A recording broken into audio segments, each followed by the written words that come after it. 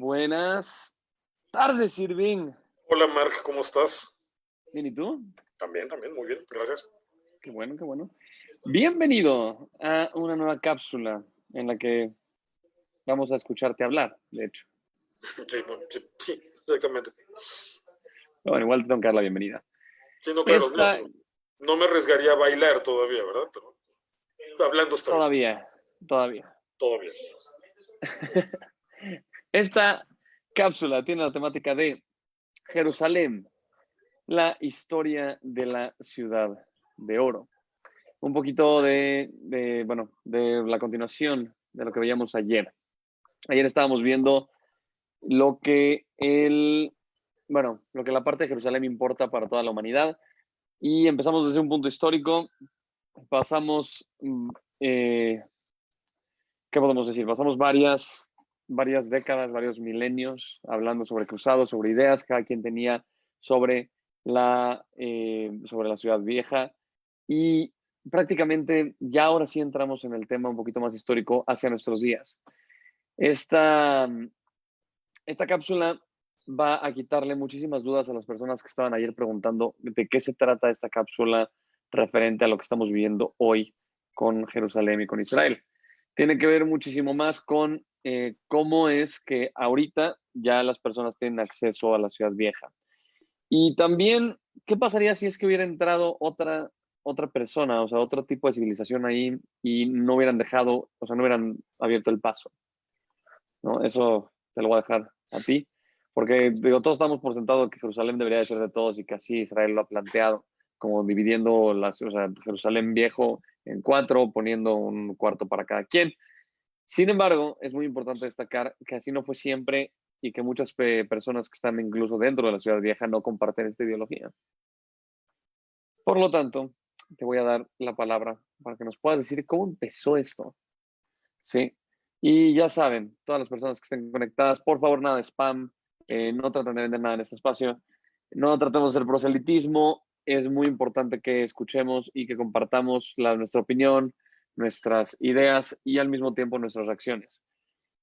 Eh, ya, así yo creo que vamos a empezar, Irving, para poder darte la palabra y ya entrar en tema, porque de por sí está muy interesante, entonces no te quiero quitar mucho tiempo.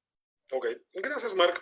Así es, efectivamente vamos a, ayer dimos un amplio enfoque de lo que ha sido el problema a lo largo de los siglos y cómo de repente todo el mundo resultó que estaba interesado en Jerusalén. Hoy vamos a enfocarnos en un evento que es crucial para entender la evolución de toda esta situación y sus características actuales. Y este evento es básicamente la Guerra de los 6 días. ¿Por qué? Porque es el momento en el que Israel recupera el control total de Jerusalén, es decir, conquista la parte de la ciudad vieja. Entonces, bueno, vamos a comenzar con esto que menciona Mark, que es ir identificando cuáles son los sectores de Jerusalén. O sea, vamos, específicamente a qué se refiere con esta división de la Jerusalén vieja, la Jerusalén nueva, y que hace que hoy se hable de Jerusalén este y de Jerusalén oeste. Y como si esto significara, por definición, una Jerusalén árabe y una Jerusalén judía. Esto está lleno de falacias. Entonces, bueno, a ver, el punto aquí es que obviamente existe un núcleo de la ciudad, que es el antiguo, el ancestral, el histórico, lo que le llaman la ciudadela. ¿Por qué? Porque es la parte que estaba fortificada con murallas desde las épocas de la monarquía israelita, que luego fue destruida por los babilonios, luego fue reconstruida en tiempos de Zerubabel, de Ezra y de Nehemia, y que bueno, continuó su evolución a lo largo de otros 4 siglos, 5 siglos, sobre todo una gran expansión en tiempos del rey Herodes, ya mucho más para acá, al final de este periodo que le llamamos del Segundo Templo. Entonces, toda esta zona que está, o sea, Jerusalén amurallada, eventualmente también es destruida otra vez por los romanos y reconstruida a medias o a veces más que menos, por decirlo de alguna manera, a lo largo de los siglos que van pasando. Pero bueno, entonces se queda definida esta zona, que es el casco de la vieja ciudad, de lo que ha sido la ciudad histórica, que antiguamente había estado delimitado por sus murallas, y es la vieja Jerusalén, o sea, la Jerusalén vieja. Se empiezan a construir algunas casas, algunas viviendas, algunas zonas habitacionales alrededor, pero esto era mínimo. Realmente la situación empieza a cambiar a partir de finales del siglo XIX, cuando comienzan los periodos, digamos, las grandes aliot, las grandes migraciones judías hacia Jerusalén, o nada más a Jerusalén, a todo Israel, y con la llegada de nuevos inmigrantes judíos empiezan a crecer también algunos barrios en la zona occidental de Jerusalén. Entonces, ya para cuando va a llegar 1948, es decir, la refundación del Estado de Israel, la recuperación de la independencia del pueblo judío en Eretz Israel, Jerusalén ya tiene claramente dos secciones. Una que es todavía esta parte vieja, esta parte antigua, y en donde están los barrios tradicionales. Por supuesto, hay un barrio árabe, hay un barrio cristiano y hay un barrio judío. Pero la enorme mayoría de la población en este momento en la parte vieja de Jerusalén, al igual que durante un siglo antes, por lo menos, digo por lo menos porque son los datos que tenemos de los censos del Imperio Otomano, la mayoría de la población en Jerusalén es judía.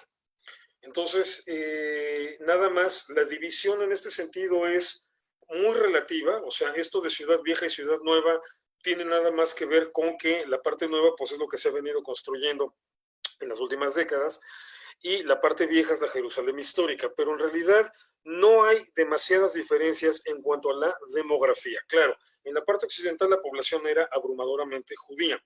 En la parte oriental, en la parte vieja, la parte histórica, la población de todas maneras era mayoritariamente judía.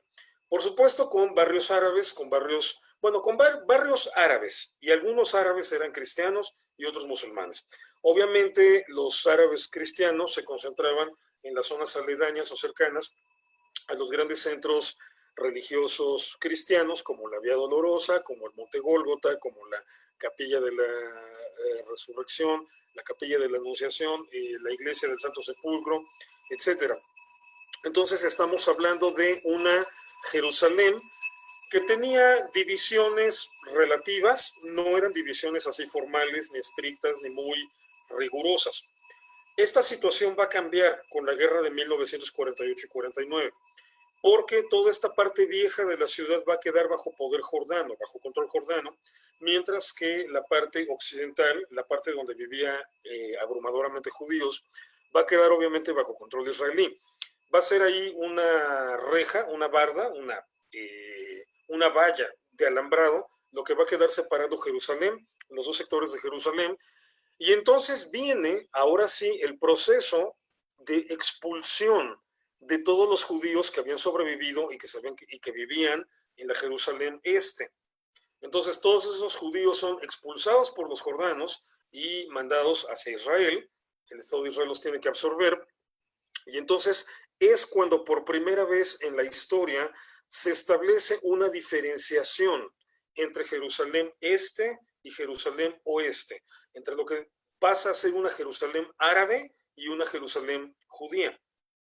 La primera vez, o sea, si podemos hablar de una división con esa naturaleza, es única y exclusivamente a partir de 1949, no antes. Entonces, todo esto de que históricamente hay una Jerusalén que le corresponde a los árabes es mentira, es falso. Es una división y una característica que apenas surgió en 1948-49 en el marco de esta guerra y que solamente se mantuvo en realidad durante 18, 19 años, es decir, hasta 1967. Y ahorita vamos a hablar de eso. Pero entonces, obviamente, para 1967, cuando Israel recupera el control completo de Jerusalén, o sea, ahora sí ya está perfectamente seccionada la ciudad, seccionados los barrios, y obviamente existe una demografía en la que parece que hay un sector de Jerusalén que nunca ha estado poblado por judíos, pero esto es completamente falso. En alguna ocasión, el rabino Shmuel Lerer, de bendita memoria, un rabino a quien le tengo todavía un aprecio absoluto, una persona que influyó mucho en mi vida. El rabino Lerer era natural de Jerusalén, él era palestino, por definición. ¿Por qué? Porque él nació cuando esto era todavía el protectorado británico de Palestina. O sea, él obviamente era judío, fue un rabino judío, ashkenazí, o sea, de descendiente de las grandes dinastías hasídicas. Él era palestino, verdadero palestino, por definición, o sea, porque era un judío nacido en el protectorado británico de Palestina. Ya después, bueno, él hace toda su preparación para el rabinato allá en Jerusalén, se gradúa, recibe sus esmijot, sus ordenaciones rabínicas, no nada más como rabino, sino también como shohet, como, o sea, como especialista en cuestiones de kashrut y al fin, eventualmente como dayan, como juez, el máximo rango de preparación que puede tener un rabino. Aunque luego se viene a los Estados Unidos de Norteamérica y después se viene a México. Y al rato lo voy a volver a mencionar por una anécdota que me encanta de él, una anécdota hermosísima de él.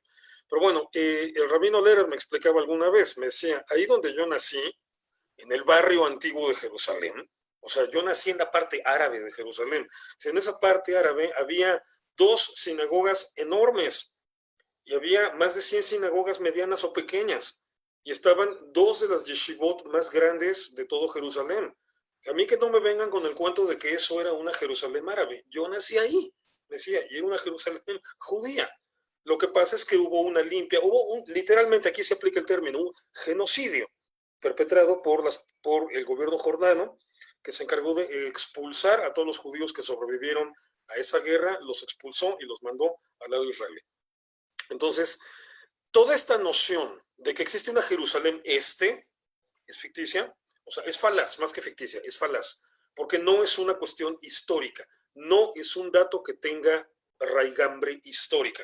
Es un fenómeno que se dio a partir de 1948-49 como consecuencia de esta guerra. Y si en toda esa zona de Jerusalén dejó de haber judíos, fue por eso y en ese momento, no antes. Entonces, bueno, toda la discusión según la cual una parte de Jerusalén le corresponde por derecho histórico a los árabes, naranjas, o sea, la agarraron en una guerra, la perdieron en otra guerra, punto, la perdieron. O sea, bueno, y Jordania, que de hecho fue el país que había ganado ese territorio en la guerra y que luego lo volvió a perder en una guerra, Jordania desde 1993 renunció a hacer ningún reclamo territorial allí. Así que, o sea, literalmente la perdieron. Ya no nada más por la derrota militar, sino porque Jordania decidió ya no hacer reclamos territoriales, no nada más con relación a Jerusalén, sino con todo lo que es, hoy le llaman Cisjordania, cuyos nombres históricos en realidad son Judea y Samaria. Pero bueno, entonces, obviamente ya bajo control israelí, Jerusalén ha seguido evolucionando como ciudad, tiene estas divisiones, que ya no son divisiones políticas, es decir, ya no es una cuestión que si yo soy de uno no puedo entrar al otro, no, al contrario, son divisiones que funcionan muy bien, sobre todo en términos de cuestión turística, porque bueno, te puedes ir a dar como turista occidental o ruso o chino o de donde sea, te puedes ir a echar tu tour por todas las partes de Jerusalén, o sea, si eres un turista cristiano, que es probablemente la gran mayoría del turismo que llega a Israel todos los años es eminentemente cristiano, pues por supuesto que tienes que ir a visitar todas estas rutas de los lugares especiales, de los lugares sagrados del cristianismo, ¿no? O sea, hacer el recorrido de la Vía Dolorosa, que bueno, por supuesto, o sea, no hay una forma histórica de demostrar que ese fue el verdadero recorrido, pero que bueno, que es una cuestión tradicional que ha venido evolucionando desde hace muchos siglos, y que por lo tanto tiene el peso y el encanto de la tradición. Y bueno, por lo mismo se vuelve ya no nada más una experiencia turística, sino para todos estos cristianos que van allá, se vuelve una experiencia trascendental en muchos sentidos, ¿no? Pero bueno, entonces, obviamente, al ir y conocer Jerusalén de toda esta manera, pues bueno, o sea, vas conociendo la parte árabe, el barrio donde viven mayoritariamente los árabes, las partes modernas, que es donde viven abrumadoramente los judíos. Por supuesto, está otra vez ahí ya perfectamente rehabilitado el barrio de Mea Sharim, o sea, este barrio de las 100 puertas, y que es un barrio ultra ortodoxo judío, que es casi como retroceder de repente 3 siglos, apenas cruzas una calle y entras a un barrio diferente, cambias en el tiempo completamente. Entonces, son características de la Jerusalén actual que están muy bien cuidadas por el gobierno de Israel, de tal manera que esté garantizada la sobrevivencia, el respeto a los derechos civiles, a los derechos humanos de todos los grupos, minoritarios o mayoritarios, y que hacen que Jerusalén funcione muy bien, sobre todo como ciudad turística, es decir, en una actividad que le deja buenos ingresos económicos, no nada más al gobierno de Israel, también al gobierno local, pero también a la población de allí. Es decir, cuando se han dado situaciones difíciles que por algunos días o semanas se ha tenido que cerrar la actividad turística en Israel, por ejemplo, ahorita con la situación de la pandemia, pues obviamente quienes más lo resienten al final de cuentas son, por lo general, los árabes, porque son quienes tienen muchísimas tiendas, muchísimos puestos, muchísima actividad comercial turística allí, que bueno, es una situación extraordinaria la que obligó a cerrar, pero entonces allí a los árabes tiende a afectarles mucho, porque justamente son de la gente que más negocios hace en esta zona vieja, en la zona histórica de Jerusalén. Pero bueno, ya Israel ahorita está empezando a reactivar su economía poco a poco. Parece que superó con bastante éxito toda esta crisis de la pandemia, con un rango de contagios moderado, pero con un control de la tasa de letalidad bastante bueno. Entonces, bueno, ya empieza a reactivarse la economía y otra vez, pues bueno, vamos a ver pronto, Dios mediante, una Jerusalén bullante, pujante, activa, una Jerusalén de oro, diría Marca.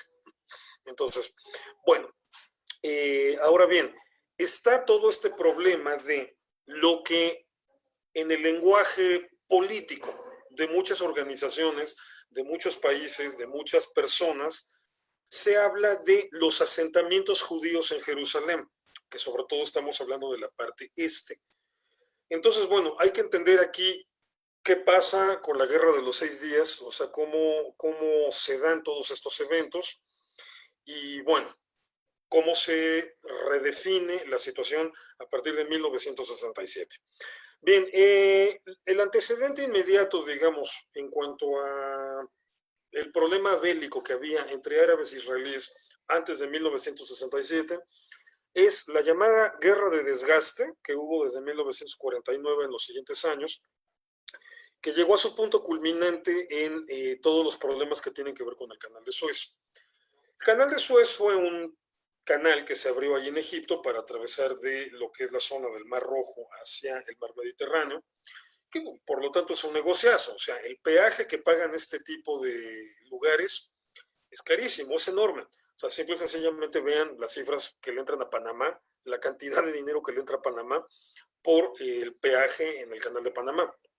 Entonces, bueno, esto fue un proyecto que originalmente hicieron allí franceses e ingleses, pero pues que por lo mismo, como parte de toda esa herencia de la época colonial, pues los que seguían ganándose dinero eran ingleses y franceses. Gamal Abdel Nasser, el presidente egipcio en ese momento, en los años 50, toma una decisión muy radical, pero en mi muy particular manera de pensar es una decisión, al final de cuentas, justificada. Yo sigo sin encontrarle lógica a que una infraestructura de este tamaño en un país esté rindiéndole beneficios económicos a otros países. O sea, sorry, eso tiene que ser patrimonio de la gente que está viviendo allí. Gamal Abdel Nasser decreta la expropiación del canal de Suez. O sea, esto es Egipto y esto tiene que ser para los egipcios. O sea, ahí sí le doy la razón. Ahora bien, obviamente esto provocó pues, una crisis diplomática fuerte. Y hay un momento en que Inglaterra y Francia entran en negociaciones con Israel porque Israel tiene otro tipo de problema que no tenía nada que ver con el canal de Suez. Egipto, Gamal Abdel Nasser, en esta ideología panarabista que manejaba, o sea, que él a lo que soñaba, su gran sueño era la integración de toda la República Árabe Unida, así es como se le llamaba Egipto en ese momento, pero el objetivo de Nasser era integrar a todas las naciones árabes desde Marruecos hasta Irak en una sola estructura política y económica, obviamente de inclinación marxista y apoyada por la Unión Soviética. Entonces, Nasser, como parte de todo este rollo panarabista, no contempla la posibilidad de que exista Israel.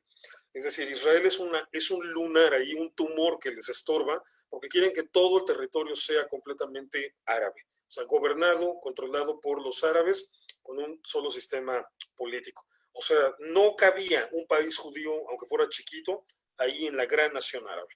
Entonces, Nasser está durante los años 50 claramente comprometido, también durante los 60, claramente comprometido con la destrucción de Israel. Entonces Nasser permitía que desde la península de Sinai, parte del territorio de Egipto, siguieran funcionando guerrillas que lanzaban ataques frecuentes y ataques a veces muy nocivos, muy dañinos contra las poblaciones o los asentamientos israelíes, kibbutzim, moshavim, es decir, este tipo de granjas, y bueno, siempre con saldo de civiles israelíes heridos o muertos. Entonces, bueno, obviamente Israel durante mucho tiempo tuvo que desplegar tropas ahí para estar controlando estas incursiones terroristas, eliminando los grupos de combatientes árabes. Ojo, no estamos hablando de combatientes palestinos, nadie les llamaba palestinos en ese momento, combatientes árabes, generalmente egipcios. Pero bueno, entonces a Israel y Francia, perdón, Inglaterra y Francia llegan con una oferta tentadora para Israel, o sea, de vamos a provocar una crisis en el canal de Suez para que tú tengas el pretexto, bueno, pretexto a Israel no le faltaba, para que tú tengas la opción de eliminar a todos estos grupos terroristas que te están atacando y atacando y atacando, y nosotros tengamos un pretexto, para ellos sí era pretexto, de intervenir y ocupar otra vez el canal de Suez. Entonces, Israel acepta, Israel lanza un ataque, no fue un ataque masivo, como lo que vendría después en la Guerra de los 6 días, pero sí lanza fuertes ataques para ocupar posiciones en la península del Sinai, y las tropas israelíes llegan hasta el canal de Suez. O sea, durante unos días la bandera israelí estuvo ondeando en el canal de Suez. La estrategia era, el plan egipcio e inglés era que seguramente Gamal Abdel Nasser iba a tener que reaccionar, iba a tener que enfrentarle, plantarle guerra a Israel, y que entonces cuando se armara el conflicto bélico, entonces Inglaterra y Francia iban a intervenir aparentemente en plan neutral para separar, o sea, para ponerle un alto a los israelíes, pero también a los egipcios, separarlos y tomar el control otra vez del canal de Suez. No funcionó. No funcionó, ¿por qué? Porque Gamal Abdel Nasser, nada tonto, sería muchas cosas ese señor, pero tonto no era. Se da cuenta de por dónde va la movida y entonces simple y sencillamente se rinde, abandona a los grupos terroristas en Sinai, deja que Israel les pase por encima, los reviente, deja incluso que Israel llegue y ocupe el canal de Suez. El ejército egipcio no hizo gran cosa por intentar detener ese avance israelí. Entonces, el único que salió ganando de este operativo fue Israel, porque tomó el control de toda la zona de Sinai, desmanteló la infraestructura de los grupos terroristas, se consiguió unos 8 o 9 años tranquilos para, o sea, de evitarse ese tipo de problemas, y como Egipto no reaccionó militarmente, Francia e Inglaterra no tuvieron pretexto para intervenir. Entonces, al final de cuentas, la que interviene es la ONU, y se acuerda que sobre la península de Sinai se va a desplegar tropas de la ONU, de estas famosas tropas de paz, cascos azules, que les llamamos hoy, cascos azules de la ONU, para garantizar que israelíes y egipcios se mantengan separados y no haya pleitos. Entonces, bueno, a Israel, en términos generales, le dio igual el resultado de lo del canal de Suez o Inglaterra y Egipto, logró sus objetivos, desmantelar infraestructura terrorista, por lo menos lograr que la ONU se quedara ahí en medio en Sinai, y bueno, ya replegó sus tropas. Pero bueno, los egipcios por lo menos, o sea, Gamal Abdel Nasser sale con un gran triunfo político en este sentido porque conserva el canal de Suez. Y bueno, ya ingleses y franceses tuvieron que entender que Suez está en Egipto y que el canal de Suez tiene que ser de los egipcios. Punto, ni modo. Que ellos invirtieron el dinero, pues sí, pero también le ganaron un montón de dinero, así que no pueden quejarse de que salieran perdiendo. Entonces, esa era más o menos la situación geopolítica en ese momento. En el momento en que de repente Gamal Abdel Nasser decide que va a volver a comenzar con actividades militares, actividades de tipo bélico, para volver a empezar a presionar a Israel. Y esto va a suceder ya más o menos de manera clara a partir de 1966 y sobre todo durante el primer semestre de 1967. En este momento Gamal Abdel Nasser entra sobre todo en negociaciones con Siria, otro país que le trae unas ganas terribles ahí de invadir y destruir Israel, y en menor grado con Jordania. Los jordanos eran los menos interesados en involucrarse en un conflicto regional con Israel. ¿Por qué? Porque al final de cuentas Siria y Egipto eran dos países completamente controlados desde Moscú por la Unión Soviética, y Jordania tenía coqueteos muy fuertes ya con los Estados Unidos.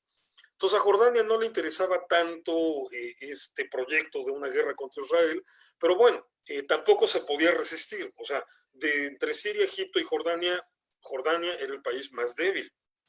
Entonces, bueno, al final de cuentas Jordania también empieza a entrarle ahí, Irak también compromete su apoyo, Líbano compromete su apoyo, una serie de países árabes más lejanos, desde Argelia, Túnez, Marruecos, Dubái, o sea, bueno, los Emiratos Árabes, etcétera, mandan tropas, aunque no muchas, pero mandan tropas para apoyar. Y la crisis comienza cuando, de repente, en mayo de 1967, Egipto exige a la ONU que retire sus tropas y la ONU obedece, así bien modosita, bien decente, bien educada, obedece. Ya hay una retórica incendiaria muy fuerte en la prensa árabe, tanto en Egipto como en Siria, como en Jordania, como en Arabia Saudita, etcétera. Una retórica incendiaria en donde los líderes egipcios están avisando que Israel está a punto de ser destruido, que ahora sí van a borrar del mapa a Israel y van a exterminar a todos los judíos que están viviendo allí. Y entonces, en el momento en que Egipto pide y consigue el retiro de las tropas de la ONU de la península de Sinai, cierra el estrecho de Hormuz, que era el estrecho de Tirán, cierra el estrecho de Tirán, que está en el sur, digamos, una de las vertientes del Sinai que sale hacia el Mar Rojo, que era un paso fundamental para la navegación israelí, sobre todo para la navegación comercial. Egipto decreta el cierre del estrecho de Tirán y entonces se llega al punto crítico. Ya para ese momento Egipto había colocado una gran cantidad de artillería y de infantería en la zona de Sinai.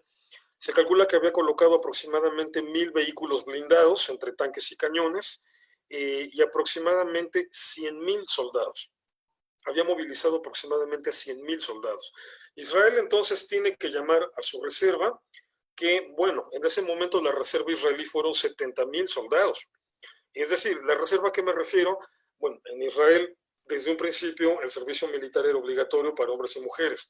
Pero bueno, ahí sí es servicio militar en serio, o sea, no como en países que, bueno, por ejemplo, México, gracias a Dios que no hemos tenido guerras contra otros países en muchos años, ya más de un siglo de hecho. Pues obviamente el servicio militar tiene que ver con más actividades cívicas que realmente con prepararte para la guerra. Pues bueno, en Israel no se podían dar ese lujo, entonces todos los ciudadanos tenían literalmente formación militar para la guerra. Entonces, bueno, eso hasta la fecha hace que Israel tenga una de las reservas militares más grandes del mundo y que aparte las puede convocar en un santiamén. O sea, porque cada determinado tiempo todos los ciudadanos israelíes tienen que ir a tomar su curso de actualización, sobre todo cuando son parte de la reserva. Digo, los militares están ahí todo el tiempo en el ejército, pero los que son parte de la reserva, o sea, toda la sociedad israelí, de cuando en cuando tiene que ir a tomar sus cursos de, digamos, de actualización o de capacitación para mantenerse en forma, para saber qué hacer en caso extremo de guerra.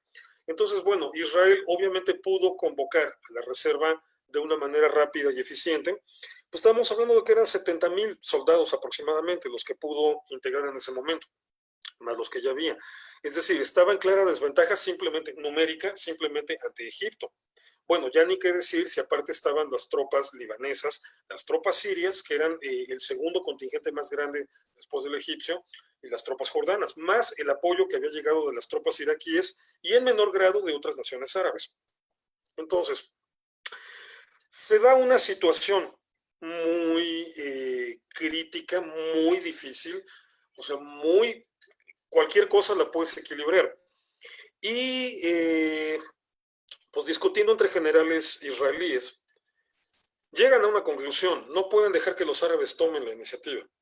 Si los árabes toman la iniciativa, Israel se habría visto en una desventaja que probablemente no habría podido contrarrestar en ese momento.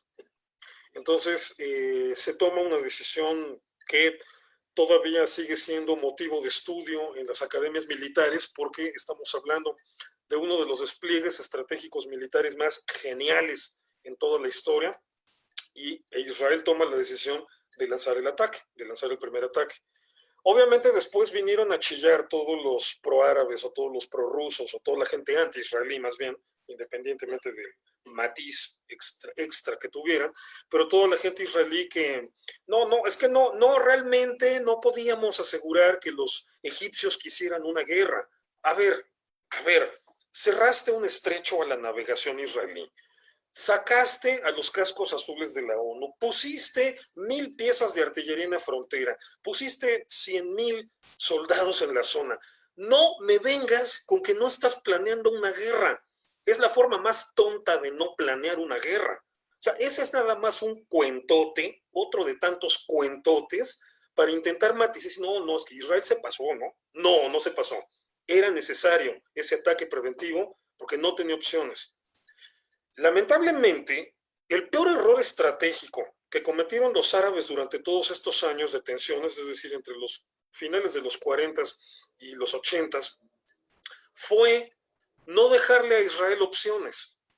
Israel es un país que durante 40 años, más o menos, estuvo en la situación de no me puedo dar el lujo de perder una guerra.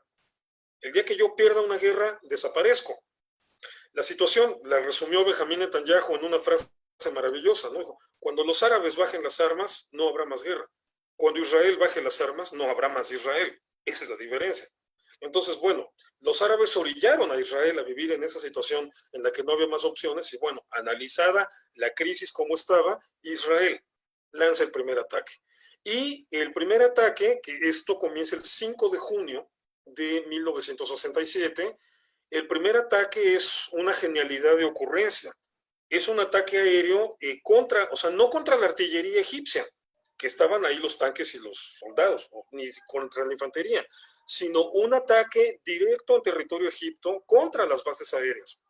Entonces, en ese ataque fue destruido aproximadamente entre el 60 y 70% de la aviación egipcia y de la infraestructura egipcia. Es decir, hubo aviones que no fueron destruidos, pero sí los aeropuertos.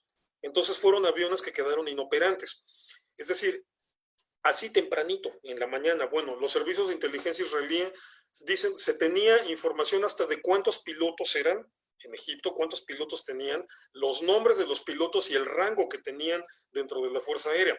O sea, tenían toda la información necesaria para saber dónde atacar. Tempranito en la mañana, justo cuando los aviones egipcios habían regresado de sus rutinas digamos, ¿cómo les llaman? Rondines, así de vigilancia rutinaria.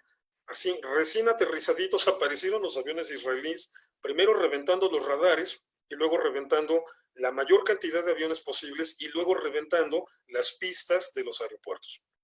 Entonces, de esa manera, deja completamente inutilizada a la aviación.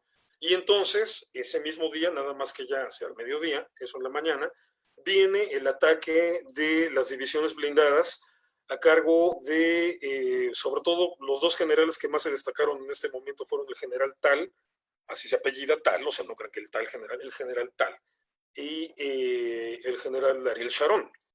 Lanzan parte de la ofensiva, bueno, la parte más importante de la ofensiva en el Sinai, y bueno, el objetivo es reventar las líneas egipcias, pero tienen la ventaja de que cuentan con el apoyo de la aviación.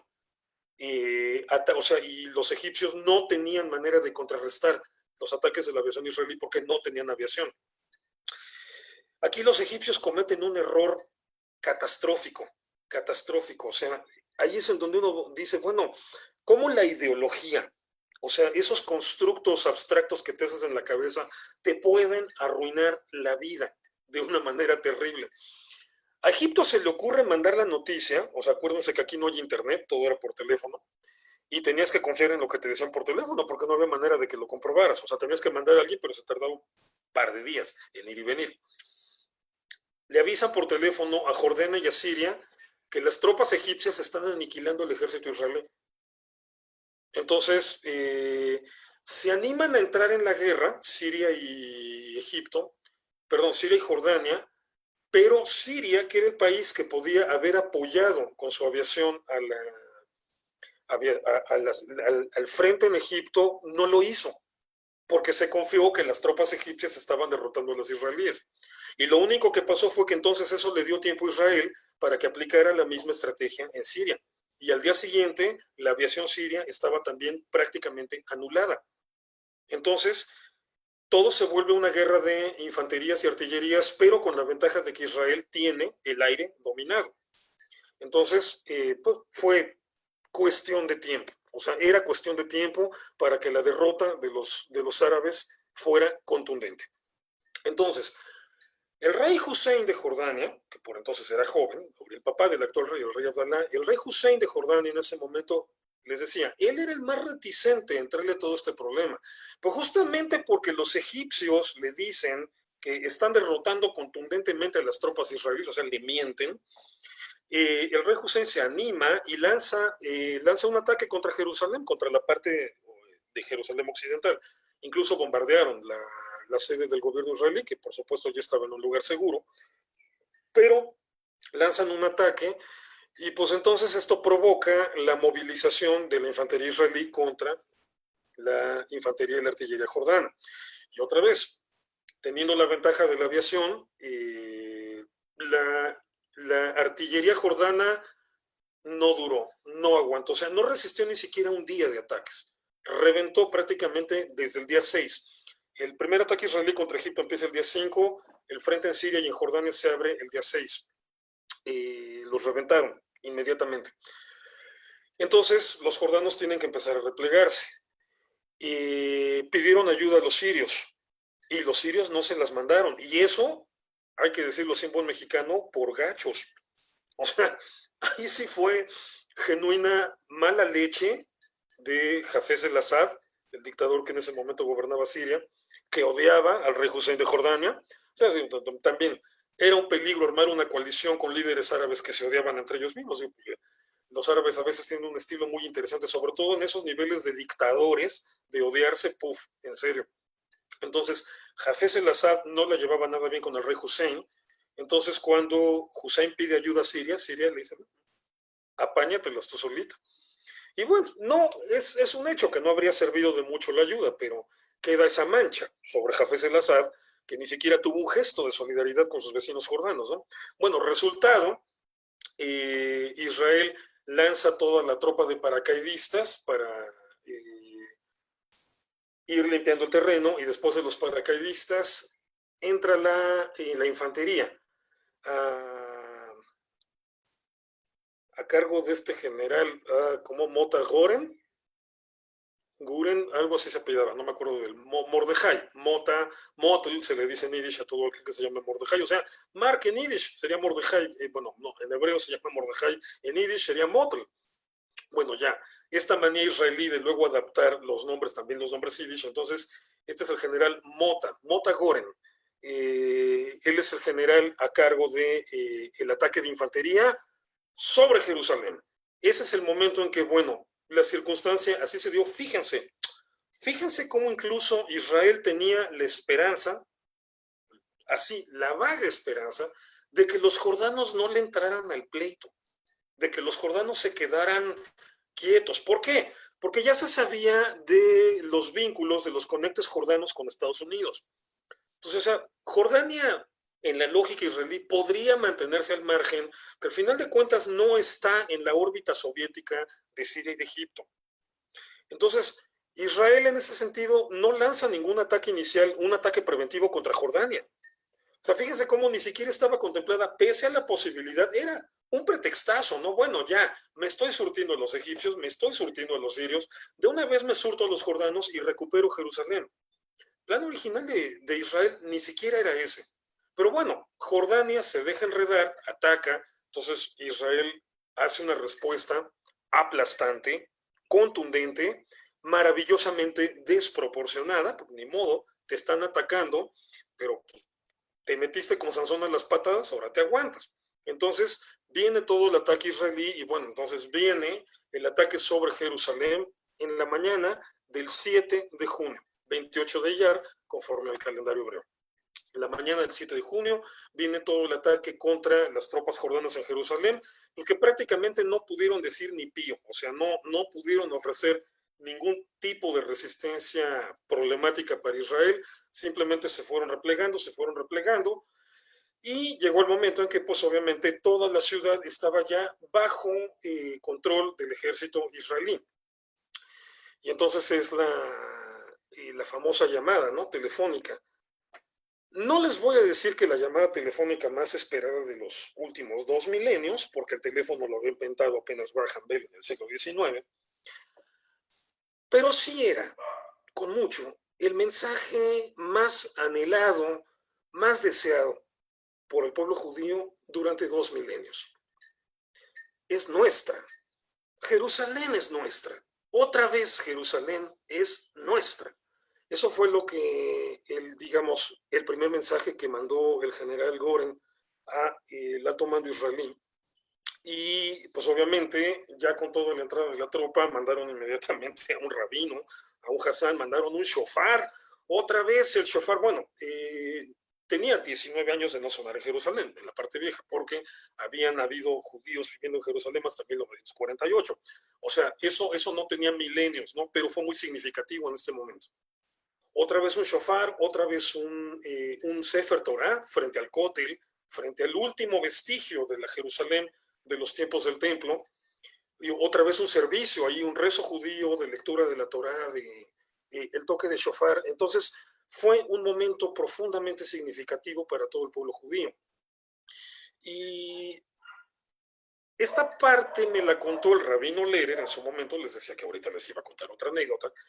Esta parte me la contó el rabino Lerer en su momento de una manera muy especial. Él en ese tiempo, en 1967, estaba trabajando como profesor en la universidad, ¿cuál me dijo? No me acuerdo si era en Duke, la Universidad de Duke en Estados Unidos.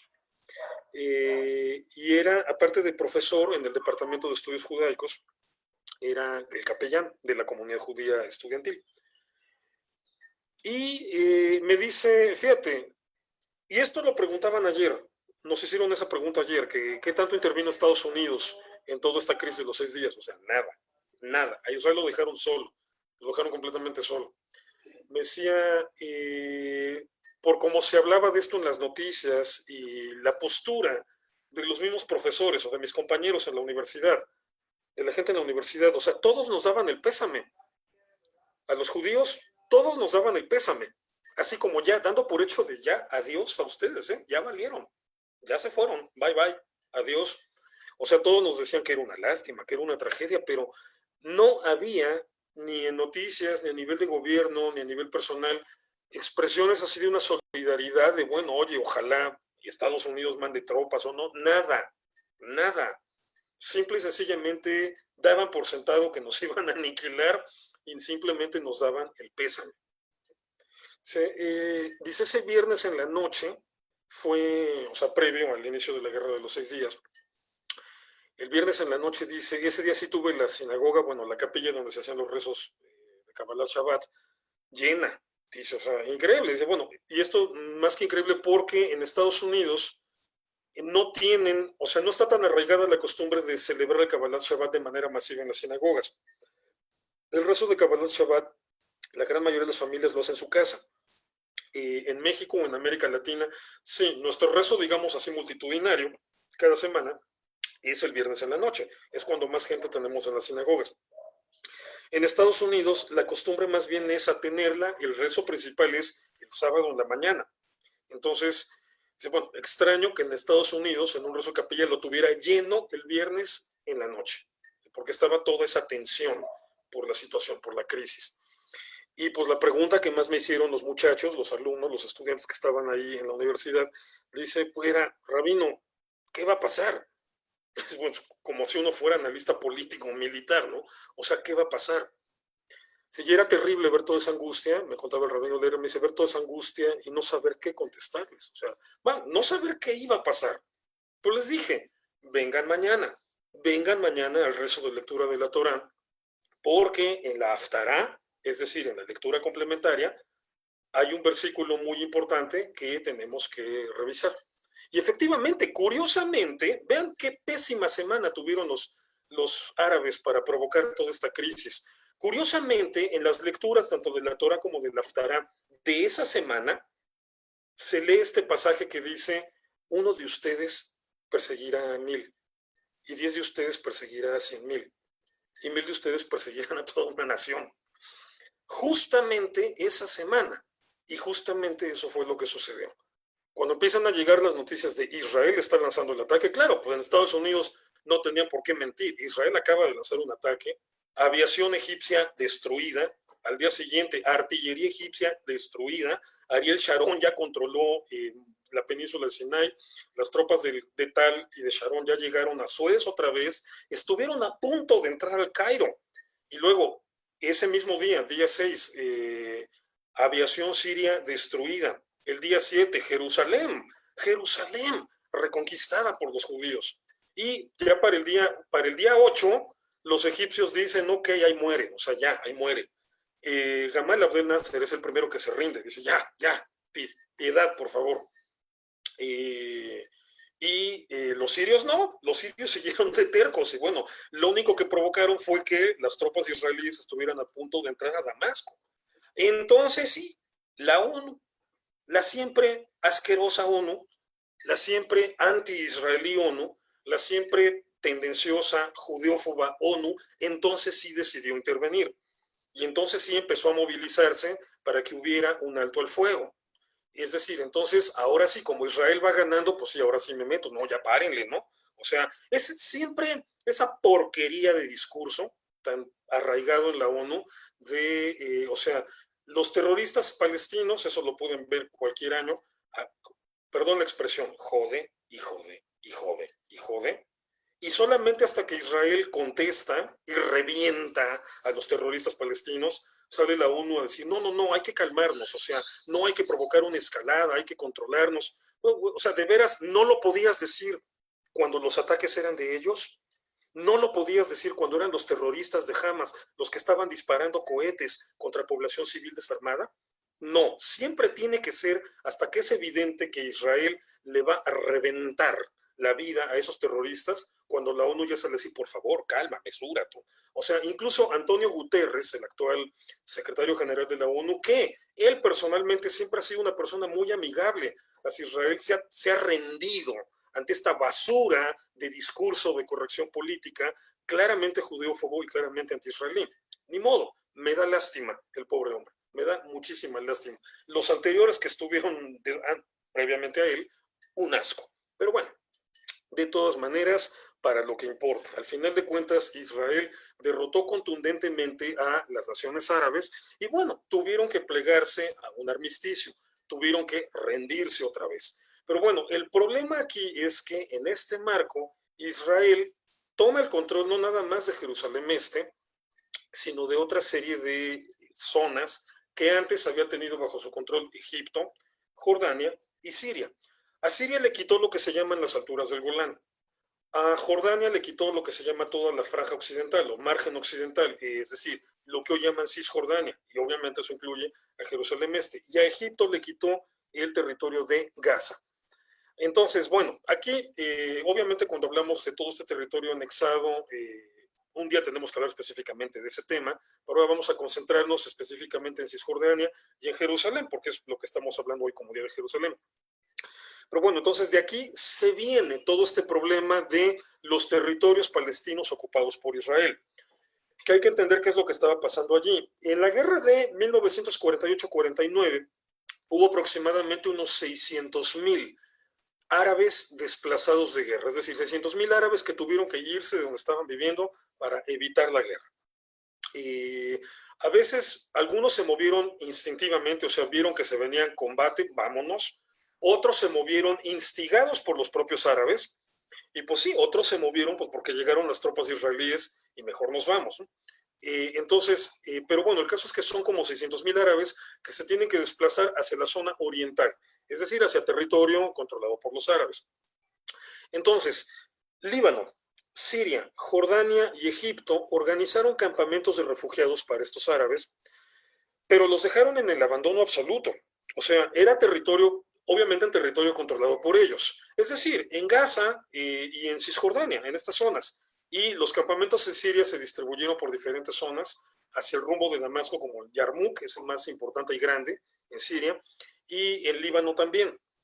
Pero bueno, en el caso específico de Cisjordania, estamos hablando de aproximadamente estos 500,000, tal vez 600,000 refugiados árabes que son refundidos en campamentos de refugiados en condiciones infrahumanas de vida, en condiciones miserables de vida. Es decir, los gobiernos árabes no les dieron una ayuda particularmente, o sea, ni siquiera mínimamente decente. ¿Por qué? Su política fue muy cruel y fue explícita. Los propios líderes árabes lo admitían. O sea, no podemos darles buenas condiciones de vida porque capaz que se acostumbran y se quieren quedar a vivir aquí.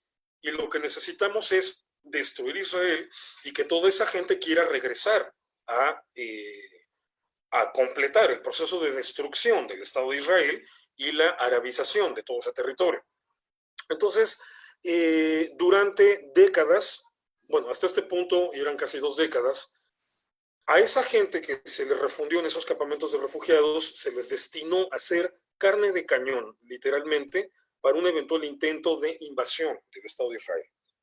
Pero bueno, lo que pasa es al revés. Lo que termina por suceder es todo lo contrario. Pierden la guerra, esta famosa guerra de los 6 días, y entonces es Israel quien se queda con el control de estos territorios.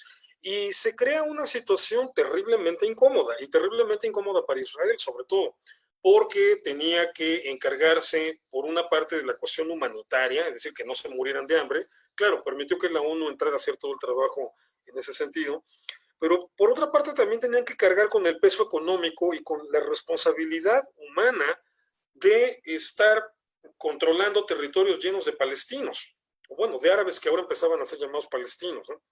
Entonces, bueno, fue una situación muy compleja, una situación de la que Israel aprendió, entendió a la perfección que a la larga Israel no necesita hacerse cargo de los palestinos, es mejor que los palestinos tengan su propio país y resuelvan sus propios problemas por ellos mismos. Pero bueno, mientras durante un periodo muy largo de tiempo, es decir, un periodo que dura prácticamente hasta 1993, hasta que viene la firma de los acuerdos de Oslo, Israel tiene que mantener este precario, este difícil, este complejo control de todo ese territorio. Por supuesto, todo este territorio, en términos legales, que me encanta que me digan, no, lo que pasa es que eso es territorio palestino y está ilegalmente ocupado por Israel. No, no, no es territorio palestino. Nunca ha existido jurídicamente un territorio palestino. Fue parte de la provincia palestina del Imperio Otomano, fue el mandato británico de Palestina, y en el momento en que se tenía, o sea, que los británicos salen, desmantelan su estructura colonial, y ese territorio tenía que dividirse en dos, un Estado judío y un Estado árabe, ahí es donde esa parte correspondiente a un nuevo Estado árabe se iba a convertir por primera vez en la historia en un territorio palestino árabe autónomo. El otro se convirtió, este sí se convirtió en un territorio palestino judío autónomo, que se llama Israel. Pero bueno, que es post-palestino porque se creó en el territorio del antiguo protectorado británico de Palestina. En el momento en que se tenía que haber creado por primera vez en la historia un territorio autónomo de árabes palestinos allí, los árabes dijeron no, y no se creó. Entonces, ese territorio no era palestino. Quien lo ocupó militarmente, estoy hablando específicamente de Cisjordania, quien lo ocupó militarmente fue lo que todavía se llamaba Transjordania, que luego cambió su nombre a Jordania. Pero bueno, Jordania lo ocupa militarmente y se lo anexa así de sus propios gustos. ¿Y qué hizo la ONU? ¿Qué hizo la comunidad internacional? ¿Qué hizo la Unión Soviética? ¿Qué hizo la comunidad europea? ¿Qué hizo todo el mundo? No dijo nada. Dieron por sentado que ese territorio, pues, que se le quede a Jordania, ya, punto. O sea, ¿a alguien le interesó la independencia del pueblo palestino? No. ¿Por qué no? Que nadie hablaba de un pueblo palestino. Había refugiados árabes, nada más. Nadie les llamaba el pueblo palestino. De hecho, todavía hasta bien entrados los años 50, a los propios israelíes, ya viviendo en Israel, como ciudadanos israelíes, se les seguía llamando palestinos. Y todavía antes ya del establecimiento del shekel como moneda oficial de Israel, o sea, y estoy hablando de los años 50, cuando ya es Israel, pero antes de que el shekel ya se imponga como moneda israelí, durante un buen rato, todavía bien entrado los 50, se sigue utilizando la antigua moneda del mandato británico, es decir, la libra palestina. Bueno, por ahí hay un ensayo maravillosamente chistoso de George Mikes, un bueno, Mike, supongo que se pronuncia, él era de origen húngaro, o sea, Mikes, pero bueno, se nacionaliza inglés, se convierte en parte del servicio diplomático inglés. Entonces, George Mikes, ya como inglés, hace una serie de trabajos de índole diplomática en los años 50 en Israel y queda tan impresionado por la sociedad israelí que escribe un libro formidable que se llama Los judíos son judíos, y no lo dice en mal plan, al contrario, es un libro lindísimo, por donde explica cómo está cambiando la forma de ser, la mentalidad del judío en una nueva sociedad libre y autónoma, independiente en Israel. Y tiene ahí un capítulo maravilloso sobre la libra israelí, la libra palestina, más bien, lo que originalmente era la libra palestina. Y Mike, en su libro, a los israelíes, a los judíos israelíes, les llama palestinos cualquier cantidad de veces, que todavía en los años 50 no estaba asentada esa idea de un pueblo palestino. Eso es de finales de los 60 y en realidad cuaja en los años 70. Entonces, no existe este territorio palestino. Lo que existe fue un territorio en disputa entre Jordania e Israel, que Israel se lo tumba a Jordania en una guerra iniciada por los países árabes y en ese lugar en específico por Jordania. Entonces, obviamente, pues bajo los términos de cualquier guerra en el mundo que ha ocurrido así, y véanlo, o sea, véanlo simplemente en la ex Yugoslavia, con la redistribución de los territorios ahí. Pues al final de cuentas hubo grupos de judíos que empezaron a establecerse en ciertas zonas de Cisjordania y sobre todo en varias zonas de Jerusalén.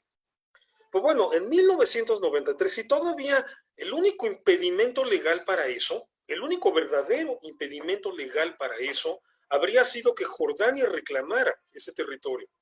Pero en 1993, tras la firma de los acuerdos de Oslo, más bien, a partir del 94, cuando Israel y Jordania firman un tratado de paz, Jordania renuncia a cualquier reclamo territorial en toda esa zona. Entonces, no existe, y esto lo reconoció la Corte de Apelaciones de Versalles, ahorita menciono el caso, pero no existe ninguna entidad jurídica en este planeta que pueda hacer reclamos territoriales ahí, salvo Israel y un eventual Estado palestino que todavía no existe. O sea, en términos operativos y prácticos, la única identidad jurídica que puede hacer reclamos territoriales ahí es Israel. Les decía, esto lo resolvió así la Corte de Apelaciones de Versalles a raíz de que la Autoridad Nacional Palestina metió una demanda por ahí de 2012, 2013, tal vez un poco antes, una demanda contra empresas francesas que ganaron una licitación del gobierno israelí para construir el tren suburbano que hay en Jerusalén. Entonces, la autoridad palestina los demandó en Francia, los demandó en París a estas empresas por colaborar con una potencia ocupante. Se fueron a juicio y la autoridad palestina perdió el juicio. Entonces, metieron una apelación en la Corte de Versalles y la Corte de Versalles dio su dictamen final en 2016. Y el dictamen final de la Corte de Versalles es que, dada la situación jurídica de ese territorio, dados los antecedentes históricos, la autoridad palestina no tiene, ni siquiera tiene la figura jurídica para meter esa demanda. La demanda es improcedente. Ya ni siquiera se trata de juzgar si sí o no, es improcedente porque la autoridad palestina no tiene el estatus jurídico para disputar territorio allí. ¿Por qué? Porque no es un Estado. Y el único Estado entonces que tiene derecho para hacer cosas ahí que se tienen que resolver se tendrían que resolver eventualmente en las negociaciones que la ONU estableció que se tienen que hacer para resolver el estatus jurídico de toda esa tierra, pero mientras tanto el único Estado que puede construir allí es Israel. Punto. Dictamen de la Corte de Apelaciones de Versalles. Entonces, ¿qué es lo que legalmente ha establecido la ONU? Que la solución a ese problema territorial se tiene que negociar entre Israel y los representantes legítimos del grupo palestino. El objetivo es que se funde un Estado palestino. Para esto se tendrán que definir fronteras oficiales y fronteras finales entre Israel y Palestina. Y por lo tanto, se tendrá que garantizar la seguridad de la población israelí, es decir, se tendrá que ponerle fin a cualquier actividad terrorista y se tendrá que garantizar la viabilidad de un nuevo Estado palestino. Ese es el fundamento legal de toda discusión. todas las resoluciones que la ONU ha sacado diciendo los asentamientos israelíes en Cisjordania y en Jerusalén Este son ilegales, carecen de fundamento jurídico final. ¿Por qué? Porque el territorio sigue siendo territorio en litigio. No es un territorio de nadie en términos finales y oficiales, es territorio en litigio. Ahora, este tipo de problemas, o sea, bueno, no tienes, ya Jordania ya no quiere nada que ver ahí. No tienes en la autoridad palestina todavía una institución o una estructura jurídica que tenga derecho a hacer reclamos, porque no son un Estado como tal. ¿Cómo se resuelven este tipo de problemas? Normalmente, o sea, cuando un territorio está así entre azul y buenas noches, y bueno, siempre hay un país que puede tener ahí derecho legal de hacer reclamos, pero bueno, para no llevártelo por la mano, o sea, porque a la mala dices, ok, ¿sabes qué? Todo esto es mío y a ver quién me lo viene a quitar. O sea, se podría, Israel lo podría hacer, no lo ha hecho. ¿Cuál sería la solución más lógica o la solución que se hace en este tipo de casos? Muy sencillo, un referéndum. Vas con la gente y le preguntas, a ver, ¿qué quieres que pase con el país? Que en este caso, pues una opción sería que sea anexado a Israel. Otra opción sería, no sé, que siga indefinido. Otra opción, pues que aquí se funde un Estado palestino, yo qué sé. O sea, como la situación está indefinida, la ONU, que sería la encargada de organizar este tipo de referéndum, es la única institución, digamos, con la autoridad legal, o sea, con la legitimidad para hacer este tipo de consultas. La ONU tendría obviamente que pensarle muy bien a cuáles van a ser las opciones que van a proponer. Pero bueno, por supuesto, una sería que se anexe Israel. No lo hacen, la ONU nunca ha tenido la intención de hacer un referéndum de esta naturaleza en la zona, en toda esa zona de Cisjordania, porque amplias zonas votarían así, pero en ipso facto, por quedarse en Israel. Y entonces Israel tendría ya toda la autorización legal para anexar todo ese territorio. Y me refiero obviamente a las zonas en donde están establecidas las colonias judías, por supuesto que votarían por quedarse en Israel, pero también amplias zonas de pobladores palestinos votarían por quedarse en Israel. Simplemente en Jerusalén ya se sabe desde hace como 10 años que se han venido haciendo encuestas de este tipo y encuestas hechas por activistas palestinos, encuestas de eventualmente cuando esto se convierta, o sea, cuando se funde un Estado palestino, ¿quieres, preguntándole a palestinos, ¿quieres que esta parte de Jerusalén quede en Israel o en Palestina? El 70% por lo menos de los palestinos que viven ahí, en Jerusalén, dicen queremos quedarnos en Israel.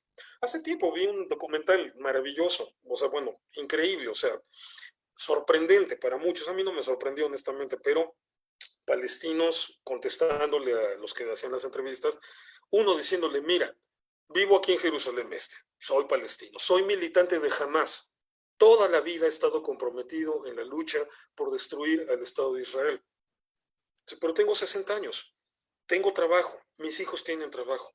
Dice, no somos millonarios, pero vivimos bien. Dice, si esto, o sea, si de verdad hacen un proyecto por partir esto y mandarnos a vivir del lado palestino, yo voy a luchar porque no.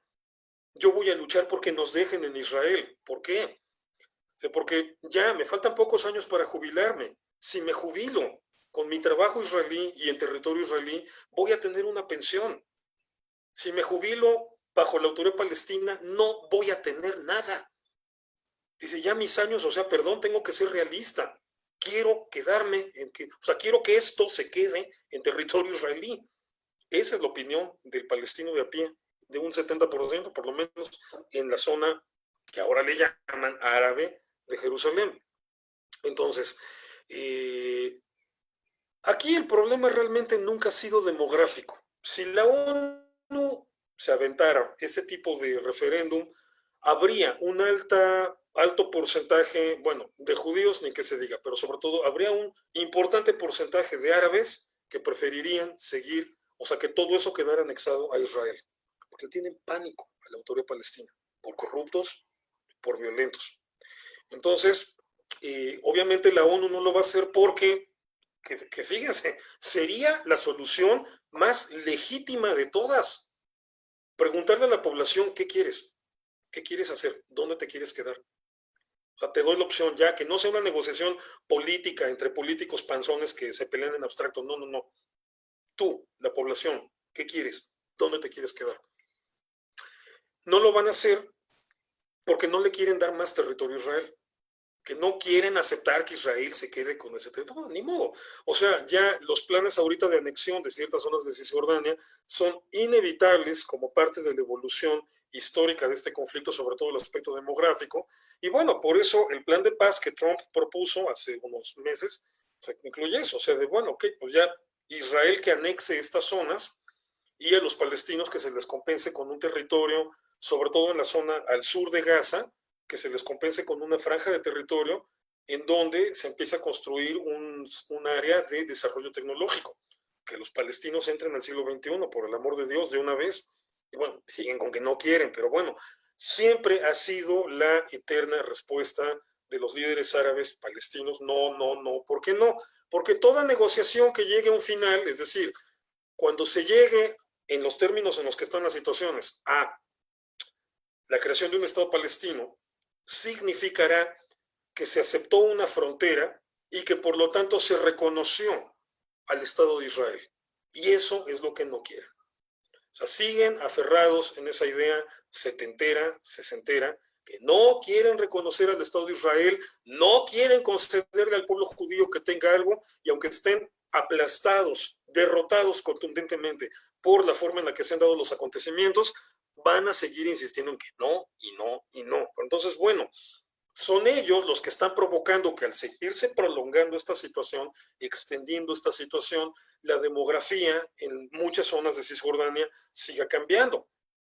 Entonces, ni modo, va a llegar un momento inevitable, ya yo no le veo vuelta de hoja a eso, un momento inevitable, ahorita todavía es discusión, pero en el que Israel efectivamente anexe todo eso y Jerusalén, específicamente ya regresando al punto, quede reconocida como o quede establecida como ciudad absolutamente israelí. Entonces, la barda, o sea, digamos, la zona fronteriza, el punto fronterizo, la línea fronteriza, pues quedará entre Jerusalén y Ramallah, y ya, los palestinos que pongan su capital en Ramallah, bueno, pues es su capital de facto, o sea, es el centro donde funciona toda la política palestina. Todo esto de que no, no, es que nosotros queremos que Jerusalén sea nuestra capital, qué pena me dan, no se puede. Como cuando Yasser Arafat murió y que decían, es que queremos que nos dejen enterrarlo en Jerusalén. Qué pena me da, pero ese cerdo terrorista no se puede. Primero era egipcio, ni tenía por qué estar en las zonas, que lo entierren en Egipto, en el Sinai, que lo avienten al mar. Entonces, esa es más o menos toda la complicación que se armó por la Guerra de los 6 días. Pero bueno, recordarlo, o sea, la Guerra de los 6 días fue un ataque que Israel tuvo que hacer preventivamente, que estaba sometido a una situación terrible.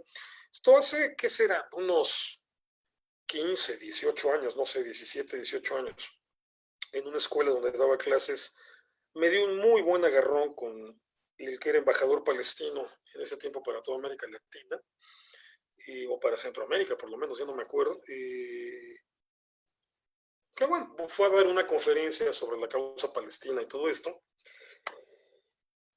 Obviamente no me la iba a perder. Y fue muy divertido, o sea, cuando nos contaron, él y otras 2 personas que iban con él, activistas pro-palestinos, la historia de la Guerra de los 6 días, ¿no? Pero, o sea, en una versión de lo más, puedo usar un mexicanismo que muchos no me van a entender, pero por intuición pueden saber a qué me refiero. Una versión de lo más rascuache, o sea, una versión nefasta, manipuladora, en donde lo contaron como si todo hubiera sido una agresión israelí, así, de repente a los israelíes se les ocurrió conquistar territorio y lo hicieron. Entonces, o sea, para mí sí fue un delicioso placer ya en la ronda de discusión, después de que hicieron todo su show, ya cuando pasamos a preguntas, comentarios y respuestas, de decirle, o sea, ustedes están contando una verdad a medias, o sea, para manipular a la gente. Eso no fue lo que sucedió. O sea, cualquiera que se tome 20 minutos para estudiar en internet cómo estuvo todo el problema de las guerras de los 6 días, van a poder comprobar que todo fue una agresión de los países árabes. Se los embarré en su cara, los volví locos. Puedo presumirlo así, los volví locos, que no tuvieron cómo contestar eso. Que al final de cuentas, el embajador palestino salió dando patadas y pegando de gritos, sí, perdiendo toda la compostura diplomática, pues porque no levantaron ninguna firma de apoyo en la escuela donde yo daba clases. Nadie quiso firmarles nada. Se lo merecen por mentirosos. Si la aproximación fuera distinta, o sea, si de verdad hicieran una aproximación rigurosa, intentando entender cómo está todo el problema, sería diferente, pero no con mentiras, no con verdades a medias, no con esas manipulaciones falaces en donde nos intentan vender un cuento de que ay, Israel está quitando territorio a esta pobre gente. No, no le está quitando ningún territorio a nadie porque ese territorio simple y sencillamente legalmente sigue siendo territorio en litigio. Y cuando tienes un problema de un litigio, pues bueno, ¿qué es lo que más te conviene? Resolverlo ya. Sentarte a negociar para resolverlo. Ellos son los que no han querido. Pues lo siento, la demografía sigue evolucionando, las sociedades siguen creciendo, siguen tomando sus características y lo único que está pasando, lo único que va a pasar es que en este sentido, el gran riesgo es que una gran cantidad, cada vez más población palestina se radicalice y decida que quiere estar del lado israelí, no del lado de la autoridad palestina. ¿Por qué? Porque no funciona, porque no ven claro ahí. O sea, es a los propios palestinos a los que les surge sentarse a hacer esta negociación, así ya, la frontera, que sea esta, ok, me quitas esto, me lo das allá, como sea, pero definir una frontera para que entonces ahora sí toda la comunidad internacional, ya con fronteras claras y con reglas claras, puedan empezar a meter toda la inversión que se va a necesitar para apoyar a los palestinos a que sienten las bases de un Estado viable y que los palestinos dentro de 20 años puedan ver un Estado próspero, feliz, tranquilo, seguro, con futuro y dejen de vivir en esta indefinición total. Y ya que se dejen de cuentos, no, Jerusalén no es de ellos, nunca lo fue, nunca lo va a ser. O sea, construyan su vida en donde les corresponde, no en Jerusalén. O sea, y dejen en paz a los árabes de Jerusalén. Les va mejor estando bajo bandera israelí que bajo bandera de la autoridad palestina. Pero bueno, en fin, Jerusalén, ciudad que desata un montón de pasiones, creo que se me nota en la cara con el color que se me pone cuando hablo de estos temas. Pero, pues al final de cuentas, digamos, la historia ha tomado el curso que tenía que tomar. O sea, la ventaja de la historia es esa, es lenta, pero pone las cosas en su lugar. Y la gran ventaja que tenemos los judíos en esa materia es que tenemos una paciencia milenaria. O sea, los primeros pleitos que tuvieron nuestros antiguos ancestros hebreos fueron contra los sumerios.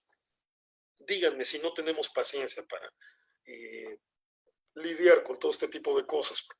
Entonces, la historia se ha encargado de poner todo en su lugar. Entonces, ese 7 de junio de 1967, 28 de Iyar, de 5.727, si mal no me fallan mis cuentas mentales, pero bueno, ese dato sí lo podrían cotejar. Jerusalén no fue conquistada. Jerusalén no fue conquistada por las tropas israelíes. O sea, simple y sencillamente, Jerusalén regresó a manos de sus verdaderos hijos.